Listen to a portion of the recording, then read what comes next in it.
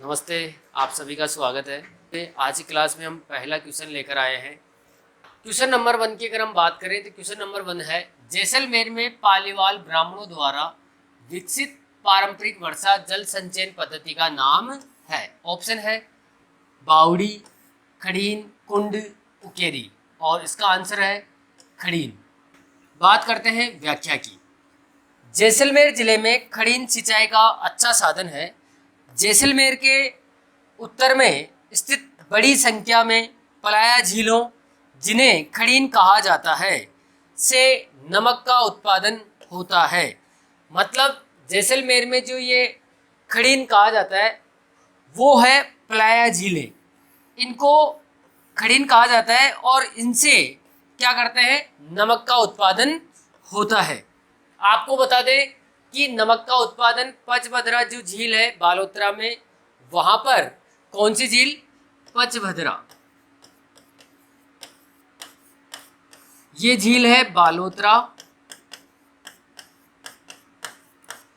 और यहां पर इस झील से खारवाल जाति, कौन सी जाति, खारवाल जाति के लोग, खारवाल जाति के लोग कौन सी झाड़ी से, मोरली झाड़ी, कौन सी झाड़ी, मोरली झाड़ी से नमक बनाने का कार्य करते हैं। नमक की स्पिट तैयार करते हैं। पचभद्रा झील है बालोतरा में, वहां पर खारवाल जाति के लोग मोरली झाड़ी से नमक के स्पिटिक बनाते हैं। और यहाँ पर जो है जैसलमेर में ये पलाया झील है, इनको खड़ीन कहा जाता है और यहाँ पर भी नमक का उत्पादन होता है। और ये जो चित्र नजर आ रहा है स्क्रीन पे, ये है खड़ीन, जो कहाँ है, जैसलमेर। और कौन बनाते हैं, पालीवाल ब्राह्मणों द्वारा ये जल संचयन की एक पद्धति है। ठीक है। क्वेश्चन नंबर 2, निम्न में से कौन सी परंपरागत जल संरक्षण की विधि नहीं है। इनमें से कौन सी परंपरागत जल संरक्षण की विधि नहीं है। ऑप्शन है नाड़ी, खड़ीन, तालाब, टाका। और क्या है इसका आंसर, आंसर होगा तालाब, क्योंकि ये परंपरागत ना होकर क्या है, वर्तमान में या फिर ये अभी नवीन संरक्षण की विधि है तालाब। व्याख्या की बात करें तो परंपरागत जल संरक्षण की विधियां कौन कौन सी है, नाड़ी है जिसे हम नाड़ी भी बोलते हैं, खड़ीन, टाका, जोहड़, टोबा, बावड़ी, झालरा, कुई या बेरी, नहेटा, ये सब क्या है, परंपरागत जल संरक्षण की विधियां हैं। और ये तालाब नहीं है, परंपरागत जल संरक्षण की विधि नहीं है तालाब। ठीक है। और ये जो स्क्रीन पे जो चित्र देख रहे हैं, यह है तालाब, जो क्या है, एक परंपरागत जल संरक्षण की विधि नहीं है। क्वेश्चन नंबर 3, क्वेश्चन नंबर 3, हाल ही में राजस्थान के किस वन्य जीव अभ्यारण्य को राज्य का चौथा बाघ संरक्षित क्षेत्र अनुमोदित किया गया है। इनमें से अभी हाल ही में राजस्थान का कौन सा चौथा बाघ संरक्षित क्षेत्र अनुमोदित किया गया है। ऑप्शन है टाटगढ़ रावली, रामगढ़ विसदारी, बस्सी, ताल छापर। और इसका आंसर क्या होगा, रामगढ़ विसदारी अभ्यारण्य। ठीक है। इसको भी चौथा बाघ संरक्षित क्षेत्र अनुमोदित किया गया है। बात करते हैं व्याख्या की। रामगढ़ विसदारी जो कहाँ है, बूंदी, कोटा, भीलवाड़ा, मतलब वैसे इसका ज्यादा क्षेत्र तो बूंदी है, लेकिन ये कोटा और भीलवाड़ा में भी ये थोड़ा बहुत फैला हुआ है। क्षेत्रफल की अगर हम बात करें तो क्षेत्रफल है 1501.89 वर्ग किलोमीटर, जो 16 मई 2022 को राज्य का चौथा देश का टाइगर रिजर्व बनाया गया। देखो कब घोषित किया गया, 16 मई 2022 को। जो राज्य का तो क्या है, 4th नंबर, और देश का कौन से नंबर का है, देश का है 52वां, 52। ठीक है। जो कहाँ है, रामगढ़ विसदारी अभ्यारण्य, बूंदी। और ये जो स्क्रीन पे चित्र देख रहे हैं, ये है रामगढ़ विसदारी अभ्यारण्य। ठीक है। आगे हम चलते हैं क्वेश्चन नंबर 4। राजस्थान में वन्य जीव अभ्यारण्य कितने हैं, संख्या में कितने हैं अभी वर्तमान में। ऑप्शन है 26, 27, 31, 33। और कितने हैं, वो है 27 अभी वर्तमान में। कितने हैं, 27। वन विभाग राजस्थान के वार्षिक प्रतिवेदन 2022-23 के अनुसार राज्य में 3 राष्ट्रीय उद्यान, ठीक है, कितने हैं? 3 तो राष्ट्रीय उद्यान, 26 वन्य जीव अभ्यारण्य, लेकिन यहाँ पर क्या है कि आर्थिक समीक्षा राजस्थान में 27 दे रखे हैं और 26 भी देखो ऑप्शन में 26 और 27 है, लेकिन इसका राइट आंसर होगा 27 क्योंकि आर्थिक समीक्षा राजस्थान में कितने हैं? 27। तो आंसर क्या होगा? 27 और 3 राष्ट्रीय उद्यान है। Question number 5।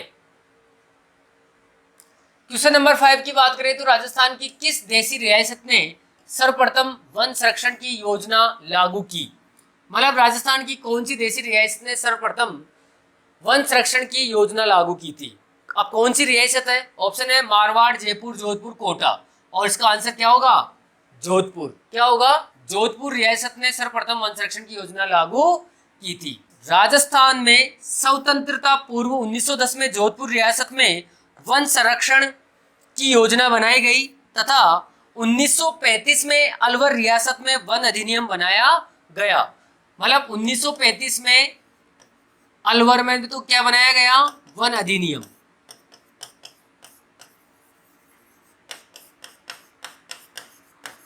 ठीक है, ये भी आप याद रखें। Question number 6।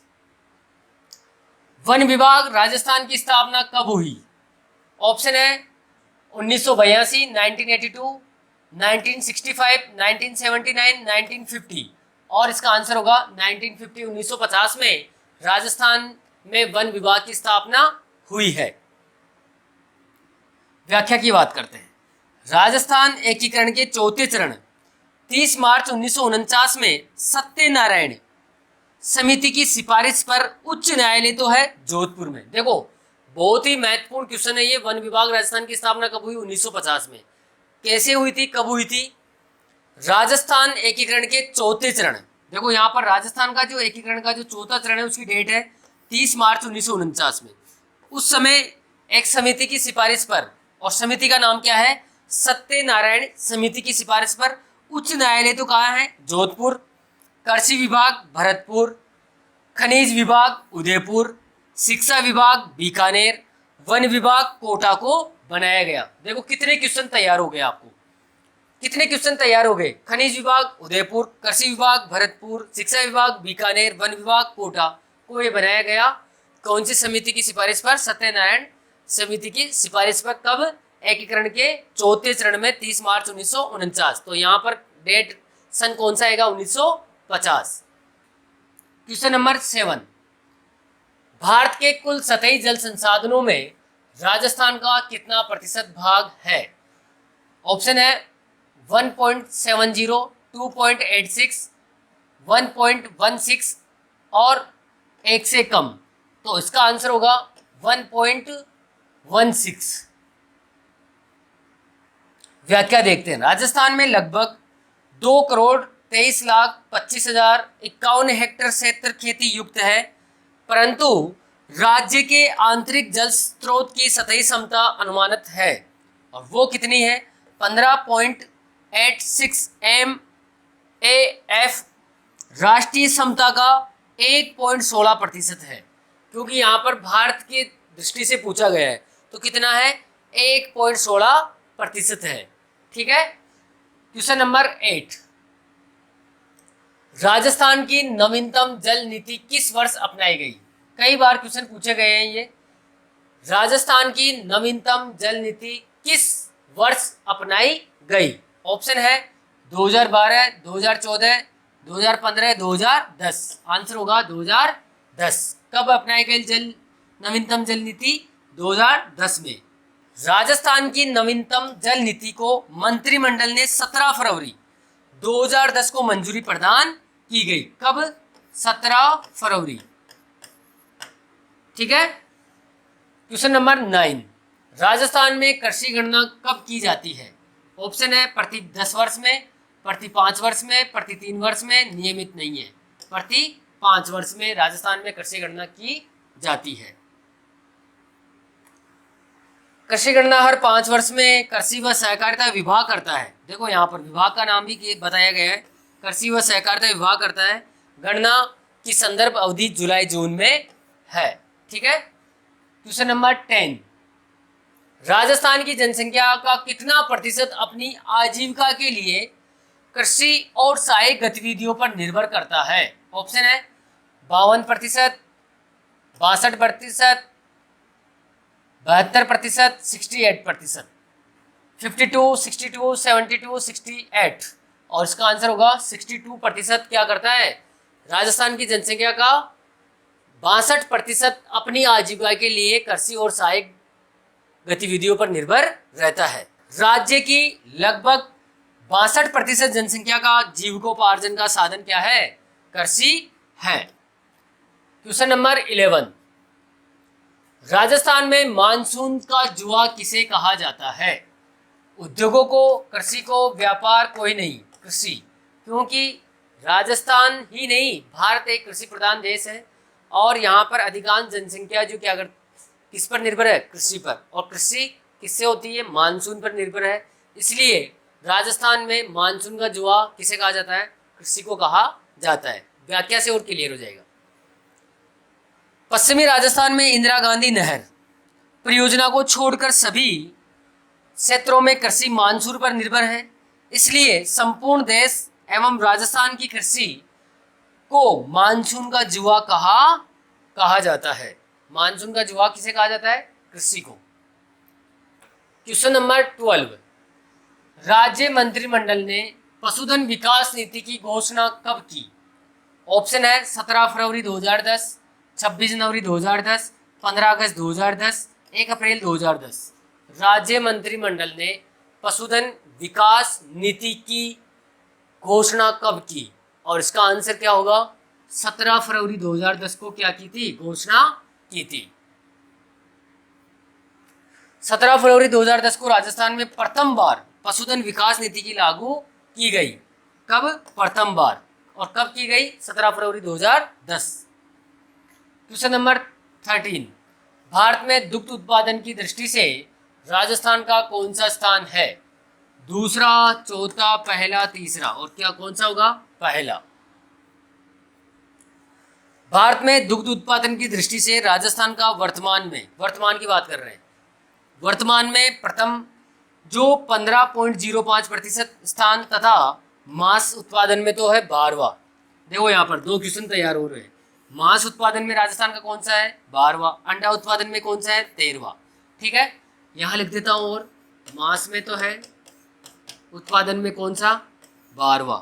ठीक है, अंडा उत्पादन में है और कौन सा होगा? 13वां।